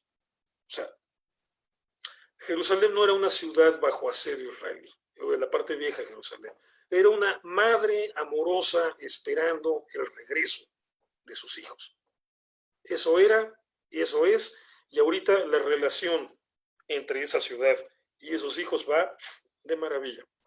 No existe en este mundo una historia de amor mayor ni más hermosa que la de esa ciudad y ese pueblo, Jerusalén y el pueblo judío. Como dice una vieja frase que alguna vez leí que me encantó, en relación a la fundación del Estado de Israel, pero también a la recuperación de Jerusalén, aplica esa tierra sin pueblo, o sea, habitada por inmigrantes, por nómadas, por gente que había caído ahí por accidente, o sea, pero no por realmente gente que, salvo la minoría judía, gente que realmente se sintiera su pueblo. Esa tierra sin pueblo estaba esperando el regreso del pueblo sin tierra. Ya sucedió. Las cosas ya están donde tienen que estar. Jerusalén sigue consolidada como la capital eternica y otra vez, lo dije ayer y lo volví a decir hoy, eterna, única e indivisible del pueblo judío. Cuando quieran usar la palabra eterna y única al mismo tiempo y ahorrar saliva, digan etérnica, como yo, que ya me ha pasado ayer y hoy. Pero bueno, Jerusalén, capital eterna, única e indivisible del pueblo judío para siempre. Bueno, Marc, tu turno. Sí, nada más me enfrasco demasiado y luego tengo que picarle para que se quite el micrófono. Es muy fuerte la aseveración, ¿no? Pero es cierta. Sí, a mí siempre me van a reclamar que soy muy radical, me lo han dicho un montón de judíos, me lo han dicho, eres muy radical. No sé, yo no sé si esto sea radicalismo, o sea, lo que he leído, lo que he visto, digo las cosas como las veo, punto. O sea, el problema aquí es todo este discurso de la corrupción política, ¿no? Sorry, o sea, lo que yo veo es que a lo largo de la historia y sobre todo en las últimas décadas, la corrección política está causando más problemas de los que resuelve. De hecho, no veo que resuelva ninguno. Está causando cualquier cantidad de problemas, la corrección política. Que a veces hay situaciones en las que les tienes que poner el alto. O sea, si se te gangrena una mano, no puedes estar por corrección. Bueno, ahí es mi mano, o sea, ¿cómo me voy a hacer de ella? No, no, ¿cómo crees? O sea, hay que negociar. No, no negocias. A veces hay que tomar decisiones drásticas y dolorosas. Ni modo, las tomas. Entonces, me limito a decir las cosas como las veo, me limito a decir las cosas como van. Me han demostrado muchas veces, me han puesto muy buenos argumentos contundentes que me han dejado callado y que me han demostrado que yo no soy alguien políticamente correcto, nada más. Argumentos históricos, argumentos que tengan que ver con la realidad que se vive ahí, la compleja realidad que se vive ahí, no.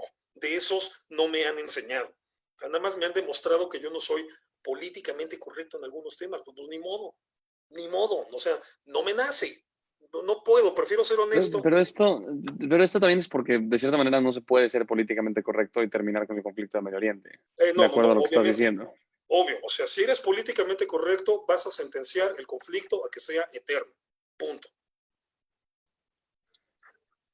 Ok, bueno, esto ya, obviamente ya entendí toda tu tesis, pero igual, para poder ahondar en el tema y explicarlo un poquito más a fondo.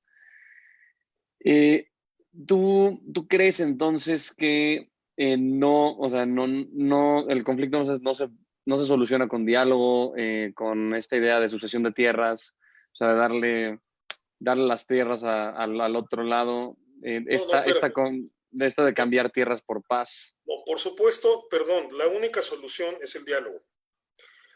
Hay un montón de problemas para ese diálogo, pero es la única apuesta que puede funcionar. O sea, es que la otra solución, mira, hay dos opciones. Una es el diálogo, la otra es imponer la solución. Y eso siempre va a ser odioso. O sea, decirle a los palestinos, ¿saben qué? Perdieron, se aguantan, se joden, desilusionan, se impone. Punto. Eso es políticamente incorrecto.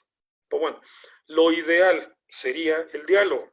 Y lo dije en la charla, o sea, dije que, o sea, cuando estoy diciendo que Israel se entendió que era demasiado problema cargar con todos esos árabes, entendió pues que es necesario que ellos estén aparte. Es decir, los palestinos necesitan un estado propio. Soy un absoluto defensor de la idea de dos estados, pero también soy realista y entiendo que el Estado palestino ahorita no es viable. ¿Por qué? Si hoy en la tarde la autoridad palestina declara la independencia del Estado palestino, en un mes vas a estar metido en una guerra civil brutal y sanguinaria entre la autoridad palestina y Hamás. Y lo más seguro es que la gane Hamás. Y que entonces el Estado palestino se radicalice y que entonces Israel tenga que entrar ahora sí reventando a todos. O sea, no es viable. Digo, yo creo en esa solución como ideal abstracto. A ver, seamos realistas. Ahorita no es viable. Y no va a ser viable mientras exista Hamás como grupo radical que no renuncia a su lucha. Entonces, sorry, o sea, ¿qué más quisiera yo de verdad? Lo dije, que los palestinos tengan un estado donde dentro de 20 años un papá palestino salga todos los días a trabajar pensando en qué le va a comprar a sus hijos, en dónde se los va a llevar de vacaciones, o sea, pensando en prosperar, en avanzar. Si regresando a su casa a ver que los hijos están cotorreando y echando relajo, y siendo niños normales, niños felices. O sea, ¿qué más quisiera yo que ellos tuvieran eso? Pero bueno, perdón, queremos llegar a eso. Regla número 1, ¿quieres cambiar la realidad? Admítela, reconócela, acéptala como es. Si no la aceptas como es, no puedes generar ningún cambio. Puedes empeorarlo, sí, no, pero, o sea, no se trata de eso. Realidad, primer punto de la realidad como es. Ahorita el Estado palestino no es viable. Tenemos que partir de ahí. Entonces, bueno, ni modo, eso lamentablemente nos orienta hacia la otra opción, imponer una solución. Que bueno, los saudíes y otros grupos árabes, ya ni te digo Israel y Estados Unidos, no, olvídate, los saudíes y otros grupos árabes, bueno, los grupos que tienen el poder en Arabia, ya están bastante hartos de los palestinos. Allí es cada vez más evidente su distanciamiento, su mala disposición hacia los palestinos.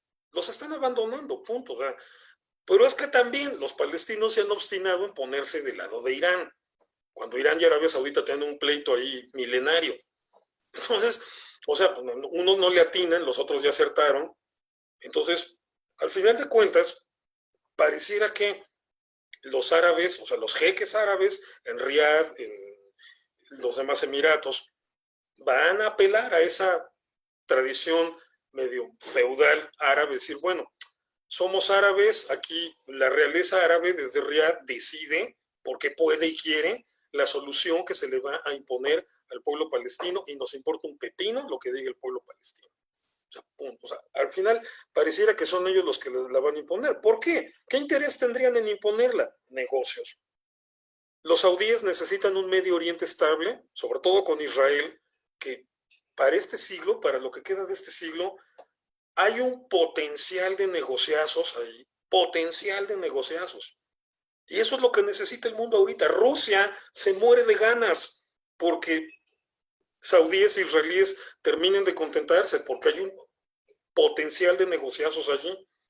O sea, uno de los aliados principales de Arabia Saudita en todo es Pakistán. Es así, hermanos, así uña y mugre con los saudíes.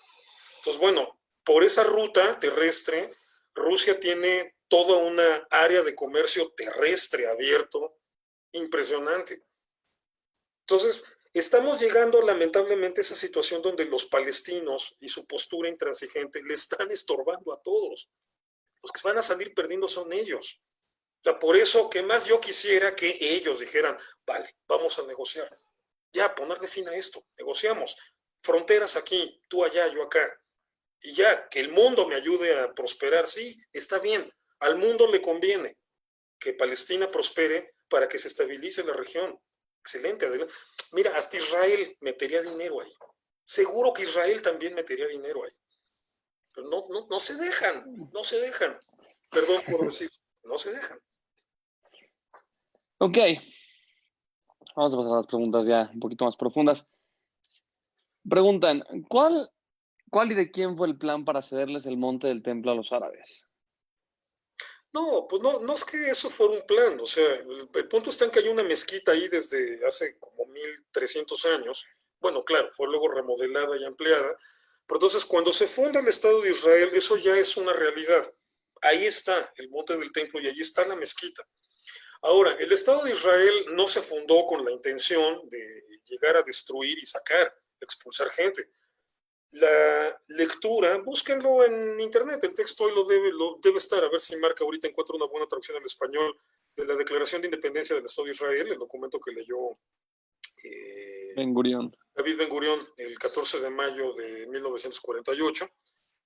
O hay videos en YouTube que están con el subtitulaje en español de ese momento, de David Ben Gurión leyéndolo.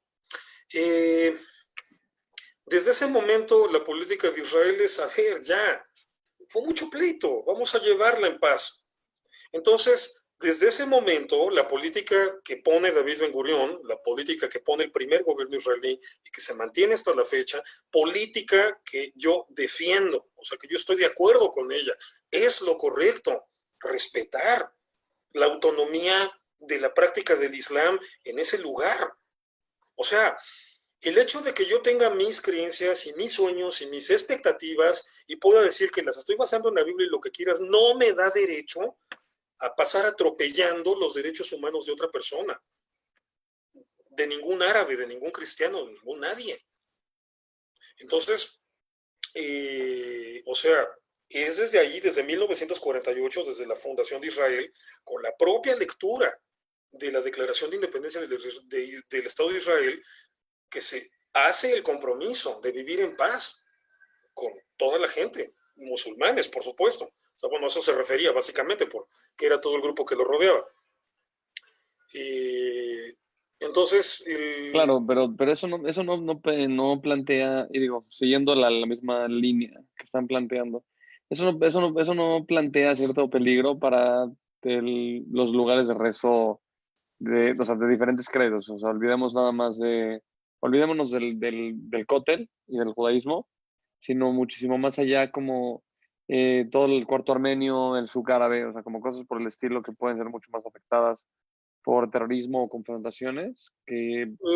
sí, es un riesgo, se vivieron situaciones de riesgo, se vivieron situaciones difíciles en estos años, pero lo que ha demostrado la experiencia es que mientras Israel tenga el control de todo eso, se puede aspirar a una situación segura.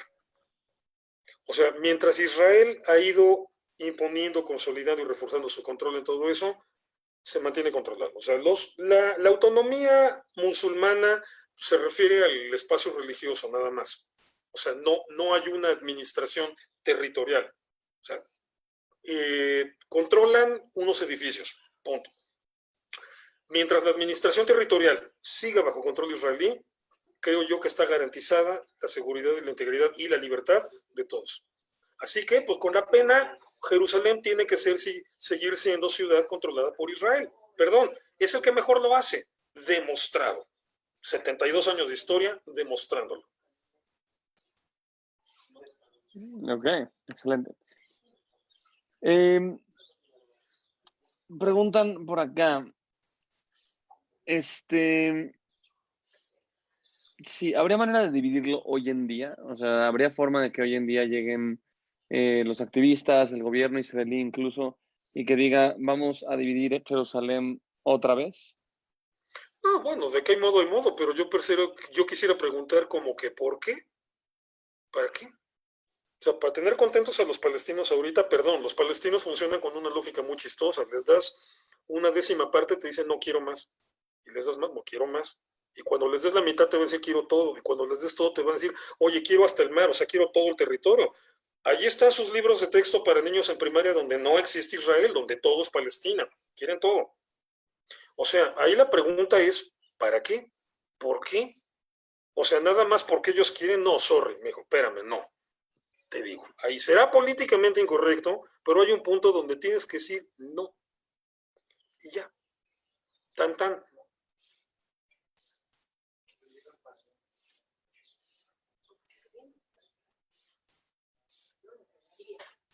Mark, Sí. Entonces, ¿se paró? proseguimos. Sí, tuvimos una... Ok. Ahorita tenemos a Jared Kushner, que hizo el propio plan de paz. Propuso uno, pero ahorita está preguntando a Aurora Inés López Morales, ¿qué fue lo que sucedió con el plan? ¿Me escuchas? ¿Sí me Sí, escuchas? sí te escucho. Ah, ok. No, estaba Sí, es saludando a que... Aurora, que es de nuestros. Sí. ¿Qué fue lo que propuso Jared Kushner dentro de ese esquema? Bueno, la propuesta estadounidense obviamente es que básicamente la parte importante es que ya ciertas zonas, tanto de Jerusalén obviamente como todo Jerusalén y ciertas zonas de Cisjordania, quedan anexadas a territorio israelí.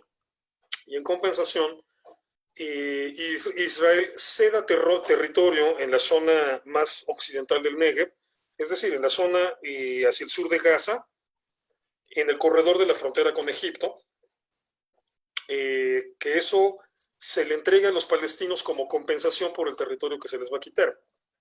Esa es básicamente la parte medular de la propuesta. Obviamente, Las partes críticas, o sea, las partes difíciles son que la implementación de esta propuesta básicamente es una imposición, que los palestinos no están cooperando. Entonces, sí, tiene todo el perfil de ser una imposición. Obviamente se habla de la ayuda económica que van a recibir los palestinos, de las compensaciones, etcétera. O sea, se trata de establecer los términos de un intercambio, de un trueque.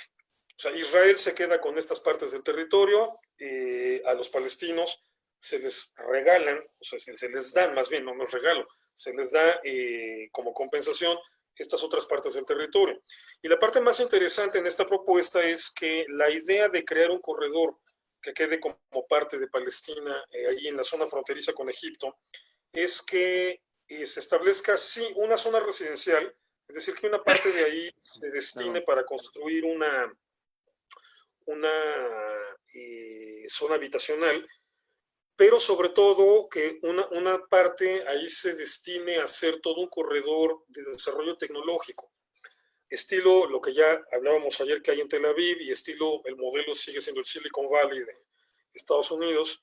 O sea, para que puedan venir empresas de todo el mundo a invertir ahí en desarrollo tecnológico, pues eso se pueda convertir eso es un negociazo, o sea, se pueda convertir verdaderamente en un plus para la economía palestina. Entonces, la parte que obviamente a mucha gente no le gusta, en resumidas cuentas, o sea, porque te podrían hablar, la gente que está en contra de este plan de paz o de este plan de solución del conflicto, te podría decir que el despojo de terrenos, que otra vez, o sea, pero al final de cuentas, lo que más les molesta, lo que percibo en las quejas de todo el mundo, es que básicamente implica tratar a los palestinos como un pueblo derrotado. O, te lo traduzco al español, implica admitir que los judíos ganamos, que es lo que les duele en realidad. Pues mira, en términos históricos, objetivos y políticamente incorrectos, pero objetivos, los palestinos están derrotados. Le apostaron a una guerra, la perdieron. Le han apostado varias veces, la han perdido todas. Entonces ya, por favor, ubíquense. Esa es la realidad. El plan de paz que propuso Estados Unidos, que lo diseñó Jared Kushner, pero bueno, es una propuesta oficial del gobierno estadounidense, tiene muchas cosas que son, o sea, sí son odiosas. Son odiosas porque sí es chocante que de repente tengas que imponer ese tipo de soluciones así a la fuerza, pero es profundamente pragmático. Y se atiene a la realidad en el terreno de juego. O sea, así están las cosas. Entonces, básicamente la gran controversia es eso, o sea, decir que una gran parte del territorio, no una gran parte, ni siquiera es ni siquiera es mucho territorio, pero ciertas zonas de Cisjordania, de lo que es la antigua Shomron, lo que es la antigua Judea, y sobre todo la zona aledaña al Mar Muerto, ya se le quedan a Israel. Punto. Ok. Siguiente pregunta. ¿Cómo, más bien, qué significa el comunicado que ayer dio Mahmoud Abbas sobre la autoridad palestina, diciendo que se retira de todos los acuerdos con Estados Unidos e Israel? Significa que lleva 10 años diciendo lo mismo. O sea, estamos en un punto en que ni le creemos. Que desde hace 10 años, ya me retiro, ya no negocio con nadie. Mira, peor para él. Su seguridad depende de Israel. Si Israel no está metido ahí en medio, jamás lo desborda en 4 horas. Entonces, o sea, nada más es pura verborragia, pura perorata, o sea, pura, ¿cómo decirle? Charlatanería. O sea, como para hacerse otra vez la víctima e intentar recuperar alguna simpatía diplomática en algún lugar del mundo que las está perdiendo. Pues bueno, ni modo, o sea, Mahmoud Abbas se ha sentenciado él mismo al aislamiento político. Primera, pues porque se convirtió en un dictador cuando se supone que era la llegada de la democracia a los palestinos, ¿no? Tenía que haber convocado elecciones hace como 11 o 12 años y ahí sigue en el poder. Entonces, bueno, ya, Mahmoud Abbas es un dinosaurio, un fósil de la política basista, completamente desprestigiado, completamente inútil, completamente intrascendente en toda la negociación. Entonces, cada tanto hace este tipo de declaraciones como para intentar recuperar por ahí algún apoyo, pero pues ya no le funciona demasiado bien. Lamentablemente, dice la sabiduría popular, que un perro viejo no aprende trucos nuevos. Por lo que dijo Mahmoud Abbas ayer, lo ha dicho N cantidad de veces. Y ahí sigue. Entonces, honestamente, yo no le creo. Ok, ¿cómo es posible, si después de tanto tiempo que llevan repitiendo la misma mentira, si es que es una mentira, cómo puede seguir estando en boca de las personas? En este caso se refieren obviamente a la parte palestina. ¿Cómo puede ser que exista este discurso palestino y que muchas personas lo crean si, o sea, siga siendo validado a través de ciertos estratos de la sociedad, tomando en cuenta que están bien documentado todo el proceso de paz y las fallas constantes? Porque hay mucha gente que odia a los judíos. Por eso, antisemitismo, así en su acepción clásica del término. Prejuicios e ignorancia, judiofobia, punto. Por eso. O sea, hay un montón de gente todavía en este planeta que les mencionas la palabra judío, ¡ay! Se les retuerce algo ahí adentro. O sea, hay mucha gente que sigue siendo así de tonta. Bueno, podría usar palabras peores, pero bueno. Entonces, Con tu vocabulario prejuicio. extendido. Simple y sencillamente ese prejuicio. Entonces, no importa que la realidad sea contundente, no importa que las evidencias estén allí, o sea, no pueden soportar la pura posibilidad de que el pueblo judío tenga algo. No pueden con eso, puta. Bueno, ni modo. Qué pena, ya no estamos pidiéndole permiso a nadie. Pero bueno, o sea, es eso. Al final de cuentas es eso. Nada más. Ok, voy a hacer las últimas dos preguntas ya para poder terminar la transmisión. ¿Qué estatus jurídico mantiene la gente que vive en los territorios en litigio? Hay tres diferentes áreas. Está lo que se llama área A, área B, área C. No, o sea, no están escalonadas. O sea, están como revueltas, ¿no? Pero las áreas que son A ya están bajo control y administración completo de la autoridad palestina. Entonces, aunque no hay un Estado en forma, o sea, se acepta a nivel internacional que la autoridad palestina emite cédulas de identidad y pasaportes para la gente de este territorio, aunque no tienen el estatus de Estado, pero digamos es una identidad jurídica que a nivel internacional es válida. En el otro extremo, las áreas llamadas C son aquellas que están todavía bajo control israelí, sobre todo por cuestiones de seguridad. Entonces, obviamente, ahí se tiene que trabajar en coordinación entre la autoridad palestina e Israel para todo el manejo de la documentación. La documentación de los palestinos oficialmente le extiende la autoridad palestina, pero obviamente hay una coordinación que tiene que ver con el Estado de Israel porque son territorios bajo control israelí. Y las áreas que son B, digamos que es en donde está revuelto, o sea, la autoridad palestina tiene el control administrativo, pero Israel tiene el control de la seguridad. Entonces, bueno, ahí es en donde es más compleja esta coordinación, pero bueno, funciona. Hasta la fecha, en términos generales, funciona. Pero entonces, digamos que hay una especie de documentación, predocumentación, que sí existe en la vida real. O sea, pues no tiene la validez de un Estado como tal, porque no se ha llegado a este punto de solución, pero donde ya se reconoce la autonomía de la autoridad palestina para defender los intereses jurídicos de los palestinos. Y esto implica emitir documentos de identidad, digamos, emitir una papelería que te dé garantías, sobre todo civiles, que te dé garantías civiles, pues ahí mismo y en cualquier otro lugar del mundo, ¿no? Entonces, digamos que es una situación de facto, o sea, todavía no tiene el estatus legal. El gran inconveniente que tiene esto en la práctica es que no puedes apelar a recursos legales, como esta derrota que tuvieron los palestinos ante la Corte de Apelaciones de Versalles. O sea, no puedes hacer un reclamo de tipo legal porque no existe el verdadero sustrato legal. Pero en la práctica tiene la ventaja de que, obviamente, en el entendido de cómo está la situación, digamos que el resto del mundo trata a los palestinos como si fueran ciudadanos de un Estado, en ese nivel en que, bueno, hay una autoridad reconocida a nivel internacional como los legítimos representantes de los palestinos y que manejan esto, digamos, a nivel de un Estado, entre comillas, ¿no? Entonces, tiene esas ventajas prácticas, tiene la ventaja de que los deja indemnes, o sea, los deja sin protección cuando se trata de problemas legales. Que bueno, pues ellos deberían ser los primeros interesados en ya resolverlo, pero bueno. Pero entonces, bueno, digamos que funciona casi de manera normal. Por ejemplo, les contaba que tuve una discusión con un embajador palestino. Bien, esto implica que a nivel internacional se le permite a los palestinos tener representaciones diplomáticas. Es decir, o sea, aunque no es una representación, o sea, por ejemplo, son representantes diplomáticos que no pueden votar en la ONU o que no pueden votar en ninguna instancia internacional. ¿Por qué? Porque no existe esa figura jurídica final que lo sustente. O sea, no hay un Estado, por lo tanto, no eres verdaderamente un embajador. Pero tienes ese estatus, digamos, protocolario, mediante el cual un país establece un diálogo o contactos con el grupo palestino que se supone algún día será un Estado.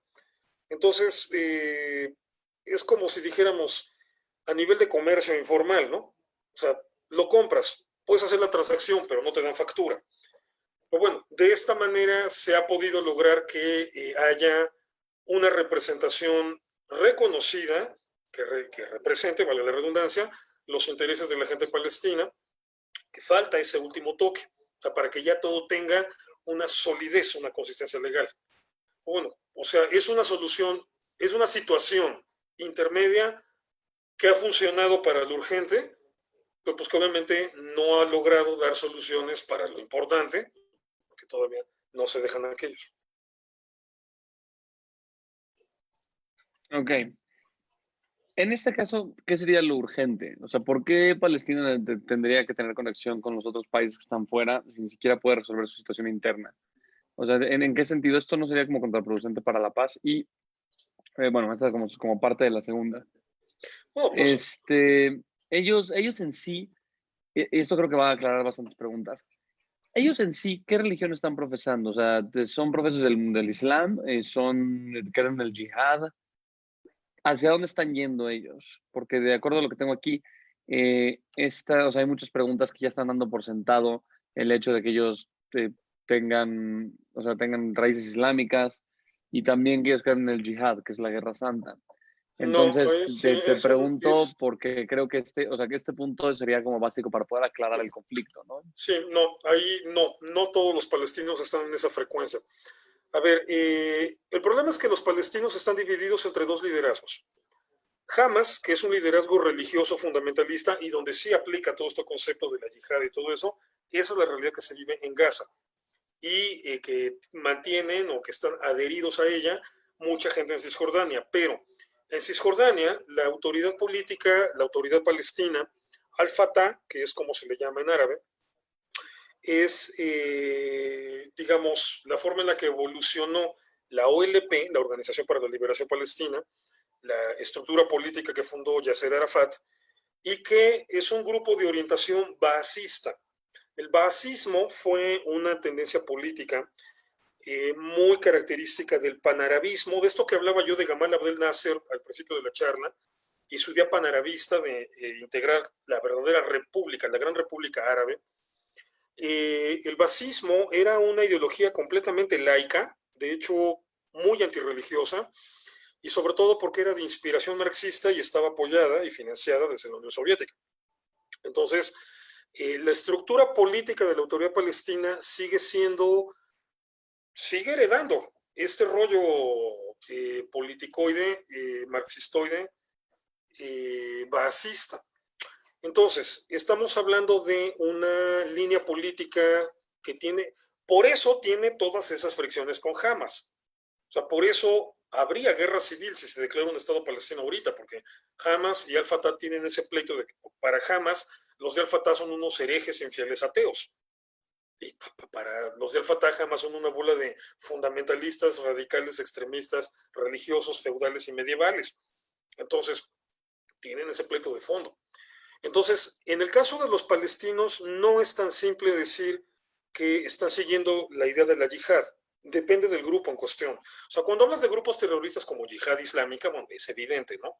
O los mártires de Al-Aqsa, o los de Al-Quds, o sea, todo eso, bueno, evidentemente son grupos de inspiración fundamentalista religiosa, pero la autoridad palestina, todo lo que tenga que ver con la autoridad palestina, no va por ahí. Su necedad a aceptar a Israel como el Estado judío, viene de la ideología panarabista sesentera, cincuentera, sesentera, de personajes como Gamal Abdel Nasser. Y que bueno, o sea, prácticamente el panarabismo murió con Nasser y con sus sucesores inmediatos, y sus últimos fósiles fueron Saddam Hussein y Muammar Gaddafi, los últimos grandes fósiles del baasismo. Y bueno, los palestinos siguen heredando esa ideología caduca, esa ideología completamente ya superada, rebasada dentro de la misma sociedad árabe. Y bueno, para ellos también es un conflicto lidiar con el radicalismo fundamentalista. Pero bueno, entonces la oposición, la judeofobia de la autoridad palestina no viene de una motivación religiosa. Es un problema sumamente complejo. O sea, tendrías que, cuando ves una noticia de palestinos en contra de Israel, tendrías que meterte a analizar de qué grupo viene para ver qué tipo de rollo están manejando, porque no todos son yihadistas. Qué duro. Ok, señoras y señores, con esto terminamos espérame, la no. transmisión. Me habías hecho una pregunta antes que esa, que no la contesté. Que si no es un problema esto, esa no negociación para el voto. Claro que es un problema, o sea, que sigan rehusándose a la negociación, pues sí sigue siendo un problema, lo siguen extendiendo, lo siguen perpetuando. Pues lo peor del caso es que los que siguen perdiendo son ellos. Es decir, mientras más se extienda el problema, o más se alargue, se posponga la solución, la negociación final, más posibilidades van perdiendo los palestinos, más elementos, menos cosas van a poder exigir, menos cosas van a poder negociar. O sea, al final lo que puede terminar pasando es que digan, ¿saben qué? O sea, la Liga Árabe, empezando por Arabia Saudita que pone dinero y Jordania que pone la infraestructura local, van a administrar los territorios palestinos, la autoridad palestina que se vaya al diablo y ya, punto. O sea, que eso básicamente implicaría en términos muy prácticos que los jordanos quedaran anexados a, digo, los palestinos quedaran anexados a Jordania. Jordania no quiere, obvio, Jordania no quiere, que son problemas, serían muchos problemas para ellos. Bueno, digo, son históricos, ¿no? La peor masacre de palestinos en la historia la cometió el ejército jordano. Se cargaron entre 30 y 50,000 palestinos en 3 semanas, algo inédito, nunca visto en la historia. Entonces, Jordania no quiere obviamente cargar con esto, así que Arabia Saudita, los Emiratos y Estados Unidos tendrían que llegarle al precio a los jordanos para decirle, te soltamos todo el dinero que quieras, pero hazte cargo ya de esta gente. Y entonces olvídate de crear un Estado palestino, o sea, quedarían absorbidos como jordanos. Esa, creo yo, sería la solución más radical. Mientras más se tarden en negociar y apurarse a resolver esto, más viable va a terminar por ser esa solución o una solución de ese tipo. Entonces, pues sí, es un punto en contra de la paz que ellos se sigan tardando, pero pues, siguen de tercos. ¿Qué se hace? No hay mucho que hacer. Pero bueno, ahora sí, con esta respuesta damos finalización a la cápsula de hoy. Esperamos que la hayan pasado bien. Fue muy interesante y la verdad es que es un tema que podría durar horas, ¿o me equivoco, Irving? Oh, sí. Bueno, ya duró siglos, entonces, claro que nos podemos echar horas con esto. Y eso que nada más hoy abordamos la parte histórica, por eso necesitábamos una más grande. Pero bueno, esténse pendientes porque bueno, cuando haya otra noticia relevante que tenga que ver con las negociaciones, pues seguro estaremos aquí hablando de eso. Es correcto.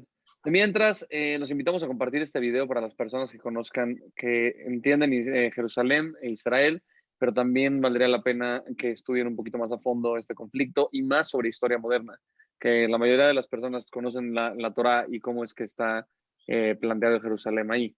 Sin embargo, la parte moderna creo que es algo increíble y que muy pocas personas han tenido la oportunidad de conocer a través de una perspectiva tan amplia, ¿no? De cualquier forma, quiero agradecerles a todos aquellos que están con nosotros. Muchísimas gracias, Irving, también. De nada. Que estuviste con nosotros. Ya sabes. Que siempre es un placer hablar contigo. Me duele un poco el cuello, pero ya sabes que es un placer también para mí estar aquí. Pues, la verdad no me puedo sentir responsable al respecto, pero te agradezco por hacerme parte de tu dolor de cuello. Lo aprecio. Nada. Y luego te voy a sacar un collarín. Está bien, digo, no sé por qué me lo sacarías a mí si yo no tengo, pero no pasa nada, eso ya lo discutimos con todo gusto después. Les mandamos un gran saludo y un gran abrazo. Muchísimas Saludos a gracias, Irving. todos. Nos vemos la próxima semana. No, al contrario, Mark, gracias a ustedes. Aquí los esperamos la Mucha próxima. suerte.